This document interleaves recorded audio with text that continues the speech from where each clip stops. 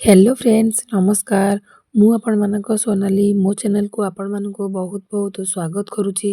चलन देखा मु आज आपण दही बैगणर रेसिपी गोटे भिडियो आनी आपनମାନଙ୍କୁ निश्चिंत भल लगे। भल लगे आपण मैंने मत लाइक कमेंट शेयर सब्सक्राइब करने को बिल्कुल भूलें। जो मैंने भी मो चैनल नुआ अच्छा प्लीज चैनल को सब्सक्राइब करेंगे। पाखे बेल आइकन को निश्चिंत क्लिक करेंगे। क्लिक करने द्वारा आपण पाखे सर्वप्रथम मो भिडियोटी पहुँच पार। चलन देखा रेसिपी देखु मु बैगण टी यही साइज काटी नहीं आपको मुझे पानी पकई नहीं जेहेतु पानी पकई नहीं एवं आम चलतु गैस ऑन कर कड़े बसवा। कड़े किसी तेल पकेबा। तेल ताती आसला आम से कटा बैगण को पकई नवा। एमती गोटा गोटा कर बैगण पकई नवा एकाठी पकईबानी। एम किसी हलदी पकई नवा स्वाद अनुसार लुण पकई नवा आम किसी समय कवर कर नवा। देखो कवर काढ़ला देखो बैगण टी गोटे साइड सीझी आसला। एबे आम गोटे प्लेट को काढ़ी नवा। प्लेट को काढ़ी नेली से कड़े किसी तेल पकई नेली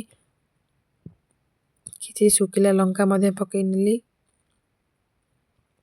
आउ से भूसंग पत्र पकई नेली। भूसंग पत्र फुटी आसला एबे आम पकई नवा पंचफुटन पकई नवा। देखो ये पंचफुटन फुटी आसला एबे आम प्रस्तुत करथवा दही की पकई नवा। मुझे दही पकई नेली एबे आम लुण पकई नवा चीनी पकई नवा। आउ चीनी टी पकड़ा जमती आपण दही जब बहुत खटा होती आप अधिक परिमाण चीनी पकेबे। चीनी पकई नेली एबे देखो फुटी आसला एबे आम बैगण को भाजी बैगण को एबे पकई नवा।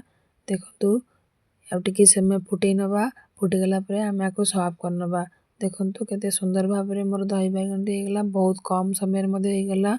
देखो आपण मैंने यही टाइप बनईकरी खातु मत निश्चिंत कमेंट माध्यम जनातु केमती लगिला। आ बहुत कम समय रोचे नमस्कार।